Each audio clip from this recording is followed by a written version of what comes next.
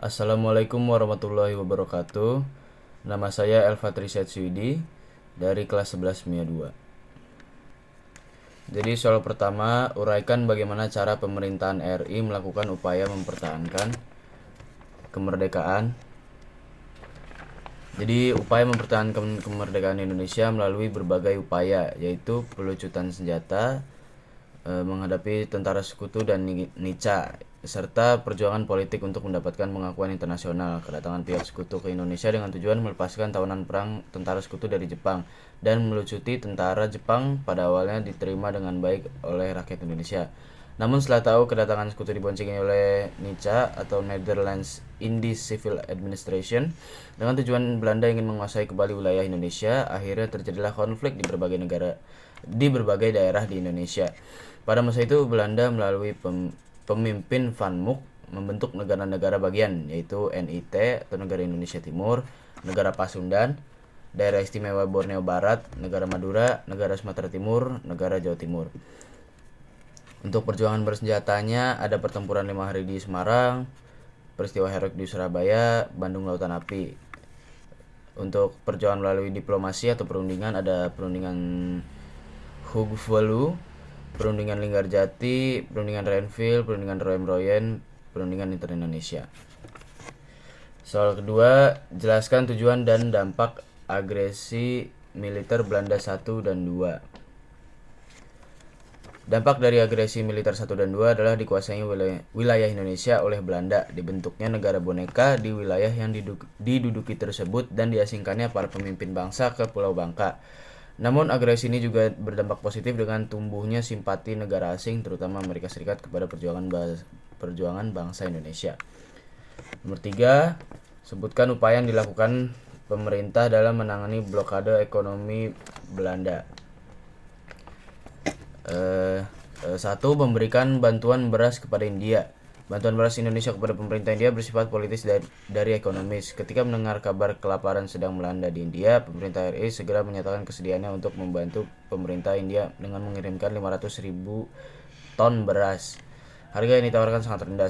Sebaliknya India menjanjikan mengirimkan bahan pakaian yang sangat dibutuhkan oleh rakyat Indonesia. Keuntungan politik pemerintah Indonesia adalah terjalinnya hubungan dekat di antara India dan Indonesia. India adalah negara Asia yang paling aktif membantu perjuangan kemerdekaan RI dari segi kemanusiaan. Hal itu memang perlu dilakukan.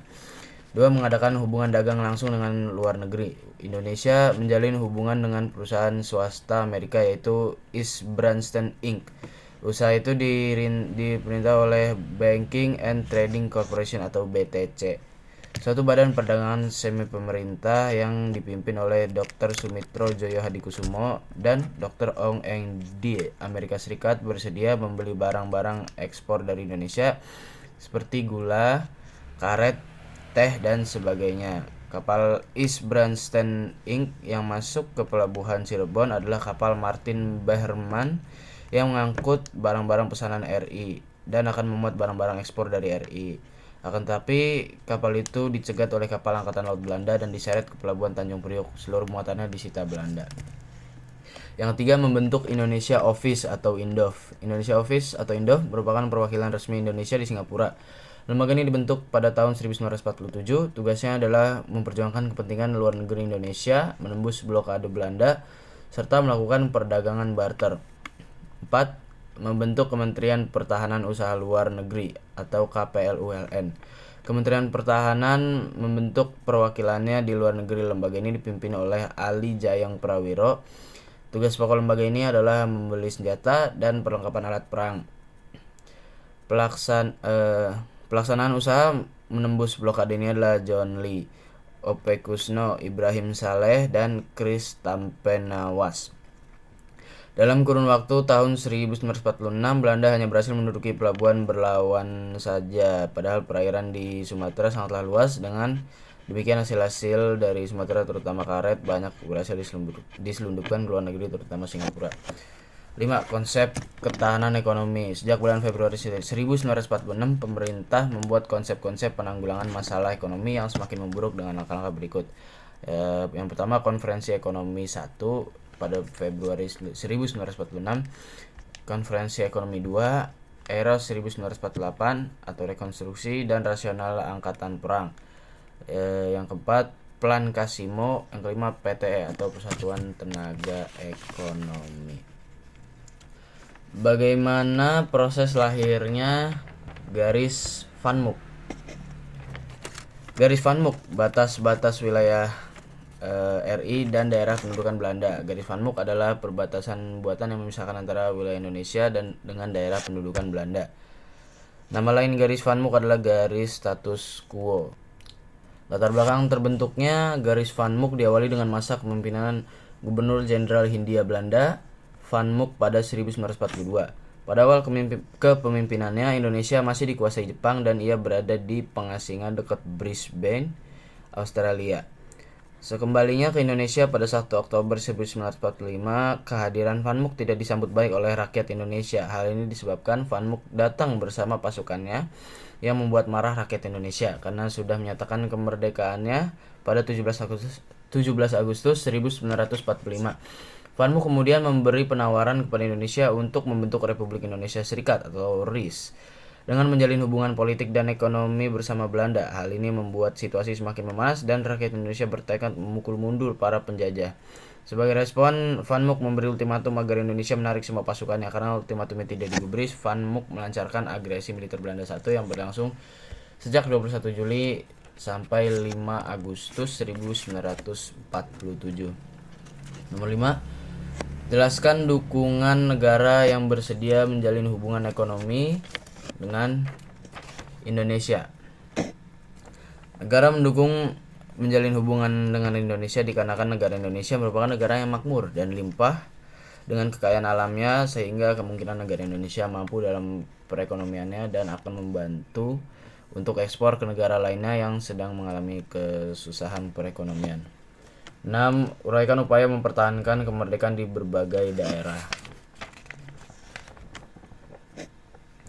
Rakyat Indonesia berjuang mempertahankan Indonesia melalui 2 perjuangan, yaitu perjuangan secara diplomasi dan secara gerilya. Perjuangan secara diplomasi maksudnya adalah mempertemukan tokoh-tokoh seperti presiden pihak Belanda yang melalui beberapa tahapan, yaitu 1. Pertemuan, 2. Perundingan, 3. Perjanjian, dan 4. Konferensi.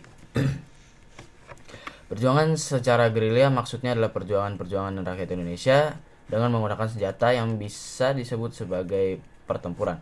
Pertempuran ada beberapa macam, yaitu 1. Pertempuran Surabaya yang diperingati sebagai Hari Pahlawan dan yang menewaskan Brigjen AWS Malabi. 2. Pertempuran Ambarawa yang dipimpin oleh Letkol Isdiman, namun beliau tewas dan digantikan oleh Kolonel Sudirman. 3. Pertempuran Medan Area yang dilakukan oleh rakyat Medan kepada sekutu membonceng NICH. 4. Bandung Lautan Api yang pada saat itu sekutu memberikan ultimatum. Kedua, karena pertama tidak diidahkan ultimatum itu berisi Tri agar segera meninggalkan kota Bandung. Dengan adanya ultimatum kedua itu, akhirnya Tri meninggalkan kota Bandung. Namun sebelum itu, kota Bandung dibumi hanguskan oleh rakyat Bandung. 5. Puputan Margarana, yaitu perang habis-habisan oleh rakyat Margarana yang dipimpin oleh I Gusti Ngurah Rai. Perang ini terjadi karena kekecewaan rakyat Bali terhadap isi perjanjian Linggarjati yang dimana Bali tidak dimasukkan ke dalam anggota wilayah RI. 6. Serangan umum 1 Maret 1949 yang dimana serangan ini terjadi saat agresi militer Belanda II. Serangan ini berlangsung selama 6 jam, namun serangan ini mempunyai arti penting. Yang ketujuh, jelaskan perjanjian-perjanjian yang dilakukan Indonesia dalam memperoleh kemerdekaan. Yang pertama, Perjanjian Linggarjati 25 Maret 1947. Perundingan pertama antara Indonesia dan Belanda setelah proklamasi adalah Perundingan Linggarjati. Perundingan dilakukan di Subang, Jawa Barat pada 10-15 November 1946 dan disahkan pada 25 Maret 1947. Wakil Indonesia adalah Sultan Syahrir dan wakil dari Belanda adalah Profesor Smerhorn. Berikut ini isi Perjanjian Linggarjati. 1. Belanda mengakui RI secara de facto atas Jawa, Madura, dan Sumatera. 2. Dibentuknya negara-negara federal dengan nama Republik Indonesia Serikat, di mana RI menjadi salah satu negara bagiannya. Pembentukan Uni Indonesia Belanda dengan Ratu Belanda sebagai kepala Uni. 2. Perjanjian Renville 17 Januari 1948. Setelah perjanjian sebelumnya, pihak Belanda tetap melanggar perjanjian tersebut dan melakukan agresi militer satu secara serentak pada 21 Juli 1947 di kota-kota besar di Jawa dan Sumatera. Dunia internasional mengecam tindakan Belanda yang melanggar perjanjian tersebut. PBB kemudian turun tangan dengan membentuk Komisi Tiga Negara atau KTN untuk menyelesaikan masalah ini.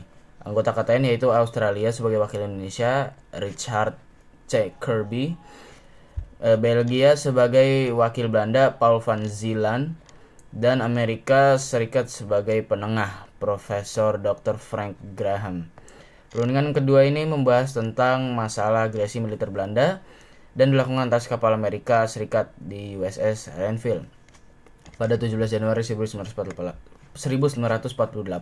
Kapal USS Renville berlabuh di Pelabuhan Tanjung Priok, Jakarta. Delegasi dari Indonesia diketuai oleh Perdana Menteri Amir Syarifuddin, dan Belanda memilih seorang Indonesia bernama R. Abdul Qadir Wijoyo Atmojo sebagai ketua isi perjanjian Renville.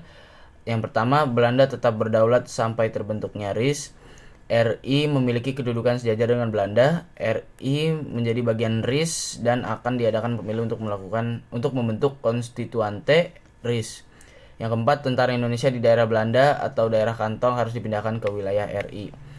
3. Perjanjian Roem-Royen pada 7 Mei 1949. Lagi-lagi Belanda melanggar janji dengan melakukan agresi militer. 2. Akibat dari serangan tersebut, Indonesia mendirikan pemerintahan darurat Republik Indonesia di Bukit Tinggi, Sumatera Barat, serta mengganti Presiden Soekarno. Presiden sementara saat itu adalah Syarifuddin Prawira Negara.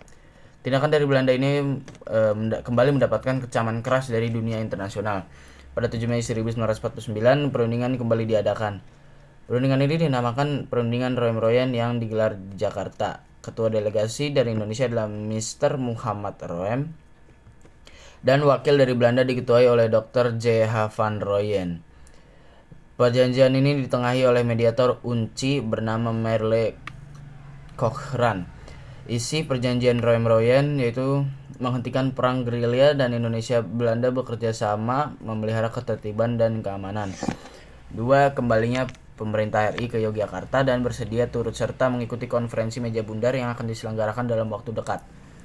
Keempat, konferensi Inter-Indonesia pada 19-30 Juli 1949. Konferensi Inter-Indonesia diadakan sebelum pelaksanaan konferensi meja bundar. Konferensi ini dihadiri oleh RI dan BFO atau Bijeenkomst voor Federal Overleg atau Badan Permusyawaratan Federal yang terdiri dari negara-negara boneka buatan Belanda. Perundingan ini diselenggarakan di Yogyakarta pada 19-22 Juli 1949, lalu dilanjutkan di Jakarta 30 Juli 1949. Hasil konferensi ini adalah negara yang dibentuk bernama RIS, APRIS atau Angkatan Perang Republik Indonesia Serikat adalah Angkatan Perang Nasional, dan TNI menjadi inti APRIS. Yang kelima, konferensi meja bundar 2 November 1949. Sesuai dengan hasil perjanjian Roem-Royen, pada konferensi meja bundar KMB diadakan di Den Haag, Belanda, yang berlangsung pada 23 Agustus hingga 2 November 1949. Delegasi Indonesia dipimpin oleh Dr. Andes Muhammad Hatta dan delegasi dari BFO dipimpin oleh Sultan Hamid II. Isi dari konferensi meja bundar yaitu Belanda mengakui kedaulatan Indonesia paling lambat 30 Desember 1949. Indonesia berbentuk negara serikat dan merupakan sebuah uni dengan Belanda. 3. Uni Indonesia Belanda dipimpin oleh Ratu Belanda. 4. Permasalahan Irian Barat merupakan daerah perselisihan akan diselesaikan dalam waktu 1 tahun. Hasil perundingan tersebut merupakan hasil maksimal yang bisa didapat meskipun banyak pihak yang tidak puas. Pada 27 Desember 1949 dilakukan penyerahan kedaulatan dari Belanda kepada RIS. Belanda juga dipaksa keluar dari wilayah RI yang ditandai dengan upacara pengakuan kedaulatan Indonesia yang merupakan tindak lanjut dari hasil KMB. Nomor 8, uraikan usaha Belanda dalam upaya mengambil alih kembali Indonesia melalui rencana Van Mook. Belanda membentuk negara federal yang terdiri dari negara-negara boneka dengan Van Mook sebagai kepala pemerintahannya. Hal ini membuat Republik Indonesia berganti menjadi negara serikat. dengan nama Republik Indonesia Serikat berdasarkan demokrasi dan feodalisme. Nomor 9, jelaskan peran Komisi Tiga Negara dan apa dampaknya bagi Indonesia.